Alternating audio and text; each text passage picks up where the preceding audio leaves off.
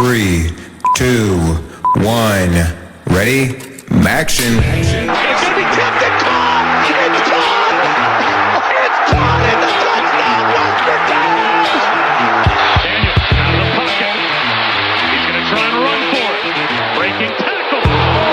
Down. He gets caught. He lost the football. And he scores on the last play of the game. Unbelievable. Holy guacamole. Watch this hit right here. By Dejon Anthony. He said, give that man some milk. Don't you dare skip that channel. You are tuned in live with Talking MACtion.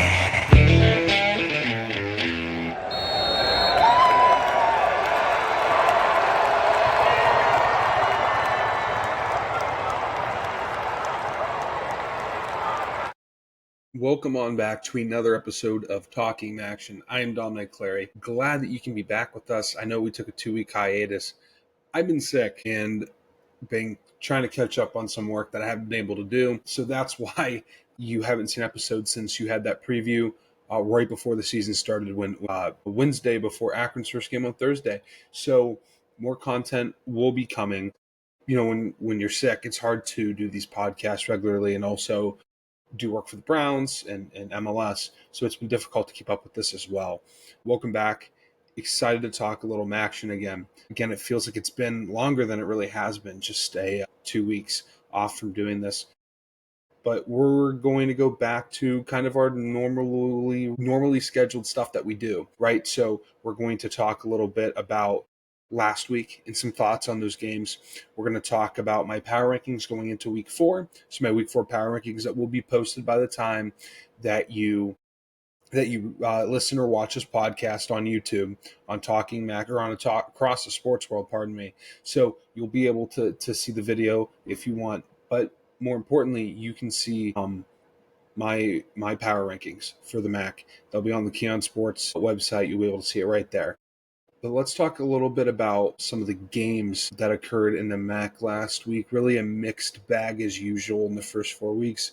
Lucky for us, this is really the last week of non-conference, but we got a little bit of a taste of what a conference play is going to look like, and that's really exciting when you have teams duking it out like Buffalo and Kent, and maybe Kent isn't as bad as we thought, and that's an exciting thing to see for the Flashes, who've kind of had a weird offseason. But first, we're talking about Ohio State and Ohio. Ohio battled early on. They did some good stuff in that third quarter, but you know, when they had to punt that ball away after did Navarro fumble? I believe they had to punt it away, but I think they called it a fumble originally and a touchdown. So again, once that happened, the game was pretty much over. Ohio State went right down and scored, and there's nothing much else Navarro and Ohio could do. They're just outmatched. I mean, it's the number 1, number 2 team in the country. Nothing you can do. They're still high up in the power rankings, pretty much where they were last time. This really should be no surprise to anybody. Western Michigan got killed by Illinois. Again, that's a top 10 team in the country. I don't really think Illinois is a top team in the country, but they're there for some reason. But that is a top 25 team at the very worst. Western Michigan, they lose 38-0. Again, we're going to rip through some of these. Again, not much to talk about in some of these games. Michigan blows out Central Michigan 63-3. 2 slashings for Central Michigan, one against Pitt and then against Michigan. It's been tough. They fall to 1-2. Kent State had the lead with less than 2 minutes and they lost. It's a positive, not a result, but a positive look for Kent as they're battling with the team I projected to win the MAC. It's hard to be upset about that if you're the Flashes. This is a team that I picked not to win more than 1 game. If that, they've achieved 1 game. Now, can they win 2? That's the big question that people are asking across the MAC, is if Kent State, that's the big question, if they can win 2 games. It's sad, but it's the reality for this program of where they've been for the past 3 years. You know, Sean Lewis had the year where they only had 5 wins. Then that was talent-wise, a bowl caliber team. You know, they have Tez Walker on their team. Dante Cephas was good. They had players. Schlee, they had some good players on that team. And then everything fell apart when Lewis left. And, there's nothing Burns could have done while he was there. That just roster wasn't good enough. And quite frankly, I don't know if he was necessarily the right coach for that rebuild. He tried selling everyone on this Kent Grit stuff, but it just, quite frankly, didn't work. But now you have a team where it really had to work short on getting a culture implemented. I don't know if it hit, but they're playing hard. The kids are playing hard, and there's some talent on this team. Not anything compared to years past. I mean, you lose your best players from last year and your wide receiver core. Wow. And now you have to figure out what life is beyond that. Right now, they don't have too many answers, but still, you put up 28 points, you expect to win. The defense might be the problem there, and that might be why they lose a lot of games this year. They're still not going to be a bowl team, still not going to be a contender in this conference, but they might win a game in the MAC, and that would be impressive enough. Ball State beats New Hampshire in a must-win for the Cardinals. They needed that desperately. Nice to see them in the win column. I believe that is for the first time for Ball State. Yes, it is. So they're 1-2. Nice to see them on the win column and kind of trying to get back to that winning way. They were close of winning the MAC West so many years ago, and things kind of fell apart ever since, even though they had a decent team that year and couldn't build on it through the portal and during the portal era. Let's talk about Toledo and Morgan State. Not much to talk about. Toledo won 60-0 against an FCS opponent. It's what you should do. They took care of business at home. Can't be upset about that. Pudge the Cat continues to be the war cry for Bowling Green and all of fans across the MAC. They win 23-13 against a Liberty team that's typically decent for a group of 6 team. Bowling Green is a team that, they're 2-1. I have them ranked pretty high. Still working out some kinks on offense, kind of hoping they would score more than 23, but Drew Pine's still figuring out the kinks on this offense, and Eddie George is still learning how to be an FCS or FBS coach, pardon me. There's a lot of learning curves, but 2-1's a good start. They're close to a bowl appearance, which is really important for these MAC schools, money-wise and program-wise. Getting to these bowl games are real important. And I know it's not important to Power 5 schools, but these group of fives, they need these bowl games to survive. Bowling Green, they're looking to go bowling once again, and hopefully having a better start to the year than they did last year. They had an abysmal start, but they also played Texas A&M and Penn State. So 2-1, not a bad get off of the blocks for Bowling Green. Kentucky, Eastern Michigan, they make the score look okay, right? 48-23. It's a decent showing. Kind of hope that Creighton's team can get some wins, their own 3, but their schedule should get better going forward. Let's take a gander on EMU and their schedule. Let's see. Yeah, I mean, they play the Raging Cajuns of Louisiana Lafayette next week. So hopefully that can be a bounce-back game. That's at home. So hopefully that they can kind of get back on track and figure it out, because this is a team under Creighton that's been, really competitive. And traditionally it's been a bad program, like a non-bowl program. And they've struggled to contend for MAC titles.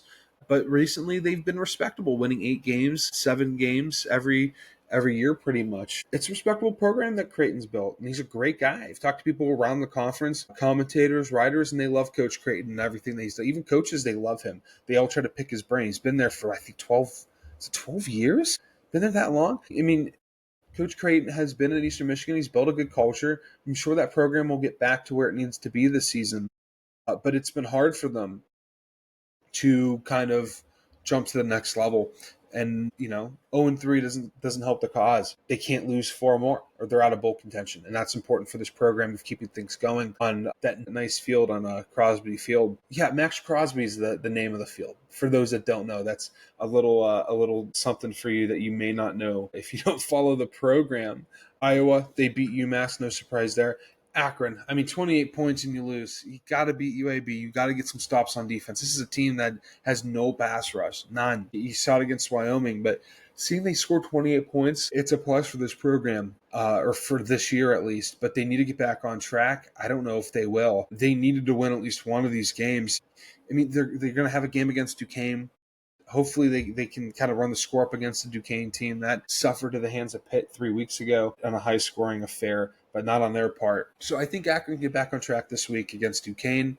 It shouldn't be a good one, But who knows against these FCS teams in Akron and Kent State too. Both of them traditionally have a hard time trying to beat these teams by a good margin. Let's talk a little bit about the power rankings before we go any further. Again, it won't be a super long episode. We'll probably be dancing around 20 minutes, and then we'll get out of here and then get ready for the week for the MAC. Yeah, let's take a gander at these power rankings, shall we? Bowling Green, I have them as the top seed. Again, they're 2-1. Toledo and then Ohio. Ohio is the highest 1 and 2 seed. Again, you have that win against WVU,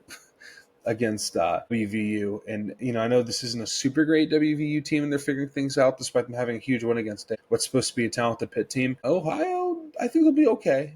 Tough schedule going against Ohio State at the start. Buffalo, have them at 2-1. Some doubts creeping in a little bit about them after that week against Kent State. But we'll see what they have to offer. Still early on. Week 3, it's hard to have a conference matchup and expect a lot. So we'll see what we get from them going forward. But I have them 4th. NIU, Central Michigan, Ball State. Yeah, I have Ball State. I think it's the highest they've been in my rankings in like 3 years. Miami, Ohio at 8. Probably the lowest they've been in about 3, probably ever. Kent State is behind them. This may be the highest that Kent State's been at since that Sean Lewis year, where they were pretty high. Eastern Michigan's behind them. Western Michigan. Akron is above UMass, who UMass really hasn't been competitive, so it's hard to put them any higher than 13th. But Akron, they have been competitive. We've seen that this week. So I don't think they're the worst team. I think they're the second worst team in this conference. So we'll see what happens with that going forward. Let's talk about some of next week's games. Then we'll be done. But this is the last week for really most non-conference games. You'll see a few scattered in there. We could probably see Buffalo and Kent play some non-conference games, or one non-conference game going forward after week 4. That's usually how it goes. Bowling Green plays Louisville. Is that right? Yeah. Bowling Green plays Louisville. Bowling Green could be competitive with Louisville. I think that's a team that they could compete with and cause problems with. Louisville is typically a team that's dancing around the top 25. So we'll see if Bowling Green can cause some issues for them and maybe sneak a win on the road. And that game's on the ACC network. UNLV and Miami. Miami can win that. UNLV is a decent program. They're 3-0. No reason to see why DeQuan Finn in Miami can't make that game competitive and possibly sneak a victory. And DeQuan Finn's one of the most talented quarterbacks you'll see, man. But last year he struggled, and this year the record indicates that he struggled as well. But again, it's still early on. You expect Miami to get better once they get into the conference match. I mean, it's games that they play, man. They're not easy. These non-conference games, they'll eat you alive, depending on what that schedule looks like. And for Miami, they usually schedule pretty hard, and they lose 17-0 to what are they called? Wisconsin. Jeez, Rutgers they lose to. And they're 0-2. They have a game against UNLV, that can be a win, and that game against an FCS opponent, that can be a win too. And then you get in the MAC play, and really anything's a flip of a coin from there. So the season is not in jeopardy by any means. I know they're ranked really low, but those are 2 tough games to open up your season with and not have an FCS opponent squeezed in between them rather than have them followed immediately after. So I think that's at Miami. UNLV's the favorite. I'm going to go with, I think Miami's going to win. I think Miami I think Miami is the better team, and I think they'll squeak one out against the running Rebels. Central Michigan will beat Wagner. Kent State's going to get slaughtered by Florida State. No surprise there. Florida State, they're number 7 team in the country, had a really good win against Alabama, which we really don't know what they are. Ball State and UConn. Ball State can beat UConn. There's no reason why they can't. UConn's a little bit of a better FCS opponent. Or FBS group of 6 opponent. Again, same record, but Ball State, if they want to boost this program up, a good way of doing that is beating a team like UConn. That is a little bit further down the road than you are in the rebuild, right? More of an established program, right? They've won a bigger conference at one point than you have in the Big East. That was a long time. I mean, it was maybe 15 years ago. But this is a team that is a little bit more of established, and since they became an independent and control their schedule, they've been a lot better than you have.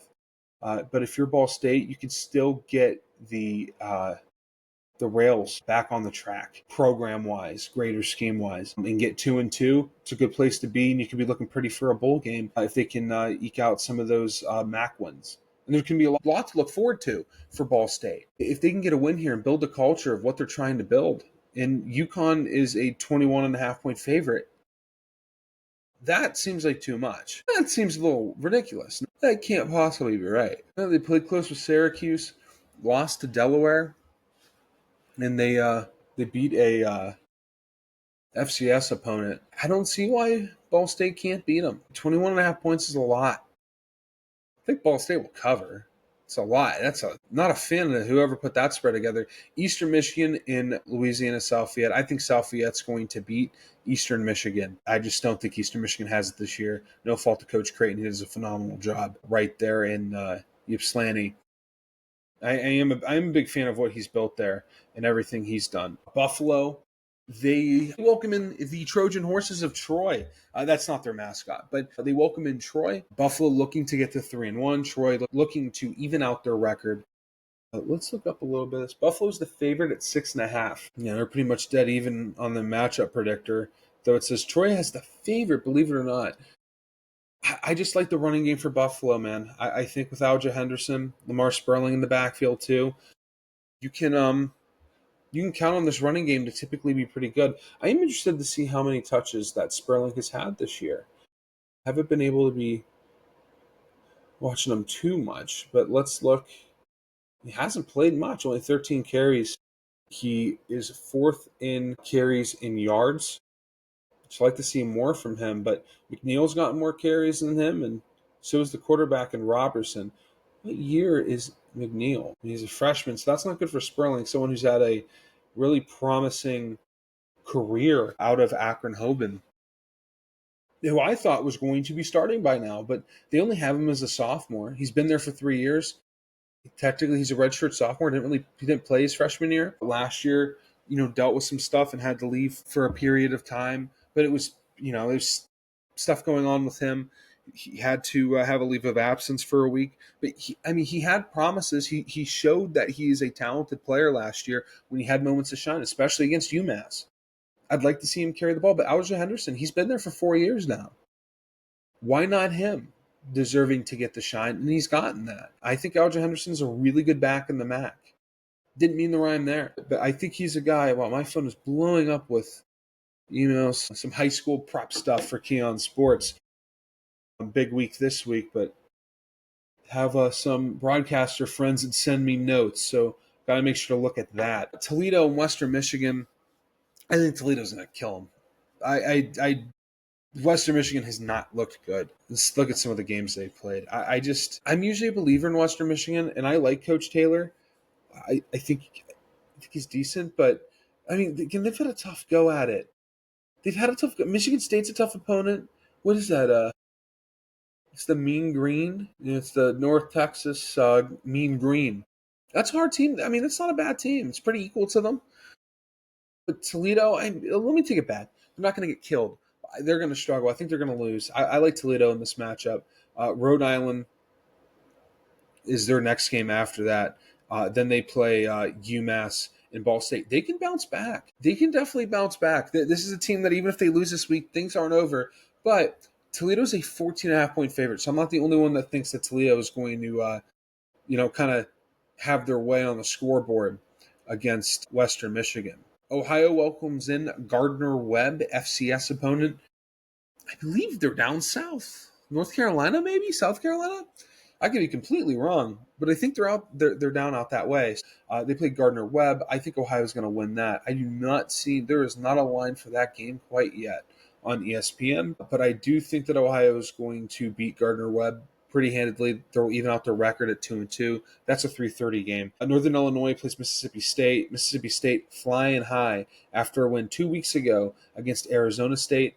Confident that Mississippi State's going to beat NIU pretty bad. But last year we saw a Toledo team that went into Miss State and pulled the upset. So maybe we can see that again. But this time NIU, someone that did it last year against Notre Dame. Akron and Duquesne is our last game that we'll talk about. Akron should beat them, right? There's not a line for this yet.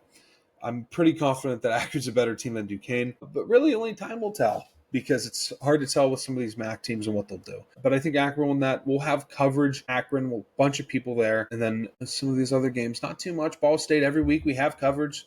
Zach Carter does a phenomenal job covering Ball State. Has a few articles out every week. If you follow his Twitter, he's content pretty much every day. That kid is working hard, and he does a great job. He's our beat reporter for Ball State. Make sure to follow him. Someone we're really proud to have. Got to have him on the podcast eventually. Haven't really mentioned it to him yet. Kind of still letting him do his thing and create his content over there in Ball State. But we'll get to him soon. He even traveled out to, is it South Lafayette? Or is it Lafayette?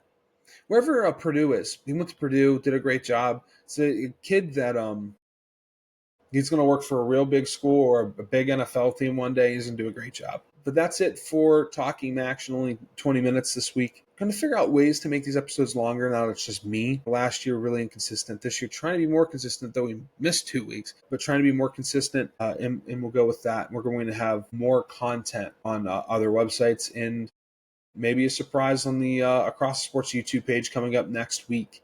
We'll find out here soon.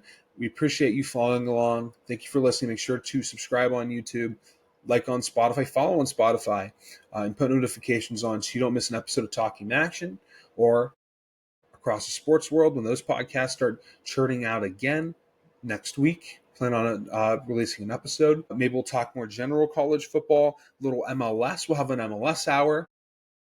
And maybe we'll I could even think about doing maybe one radio day, break it up.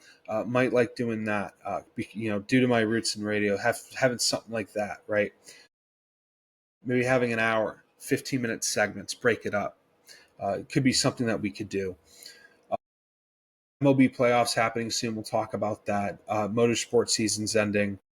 I mean, there's that Formula One. Don't watch that as much as I used to. I really don't know what's going on. Mainly it's been IndyCar and been following the NASCAR playoffs a little bit. Might talk about NASCAR a little bit and some of the drama going on with Michael Jordan. Yes, Michael Jordan, he owns a team in 2311 Motorsports. But we're going to jump around a little bit. Then when we get into the springtime or to the winter, maybe we'll start talking a little tennis. Been getting into tennis, so maybe we'll talk about that a little bit.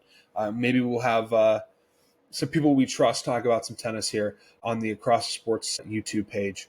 But right now, we appreciate you watching. Make sure, again, subscribe, like I said, and we'll see you next week. Enjoy the football this week as well.